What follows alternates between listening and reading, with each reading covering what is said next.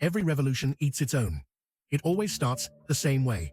A coalition topples the old regime. Then the most ruthless faction turns on everyone else to keep the power they won together. Tehran, Moscow, Paris. Part 3.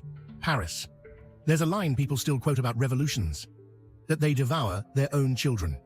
It was first spoken here in Paris more than 2 centuries ago. In 1793, a lawyer named Pierre Vergniaud, a leader of the Girondins, the moderate Republicans, was put on trial. He said his revolution risked turning on its own children. 3 days later, Vergniaud was guillotined. 4 years earlier, the same convention had cheered the storming of the Bastille and voted to overthrow the king. They had built the guillotine to make the old regime answer to the people. But once the king was gone, the real question was who spoke for the people now. By 1793, the answer on paper was the Committee of Public Safety. In practice, it was Maximilien Robespierre. Robespierre believed virtue needed terror, that to save the Republic, he had to destroy what he called traitors before they destroyed it. So he sent the moderates first. The Girondins, the men who had voted for the Republic but opposed more blood, were arrested in 1793. 21 of them, including Vergniaud, were guillotined. Then he sent the radicals, the Hebatists, the men to his left, who wanted more terror and wanted it without him, were guillotined in March 1794. Then he sent his own friends, Georges Danton, who had helped found the Republic, Camille Desmoulins, who had called the crowd to the Palais Royal before the Bastille fell.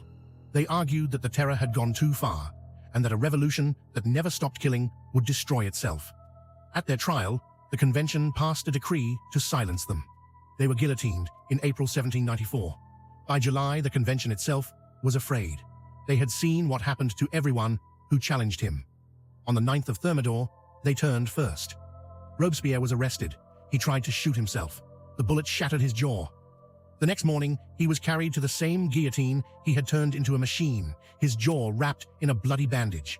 Before the blade fell, the executioner tore the bandage off. He screamed. Around 17,000 people had been officially executed in the terror, and thousands more died in prison. Robespierre had run that machine for 10 months.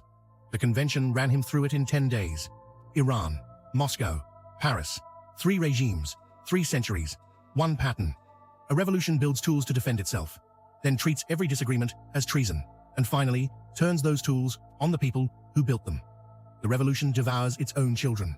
Somewhere, it has already started again. Watch for the moment when a movement starts calling its former allies traitors. That's when the script enters its final act.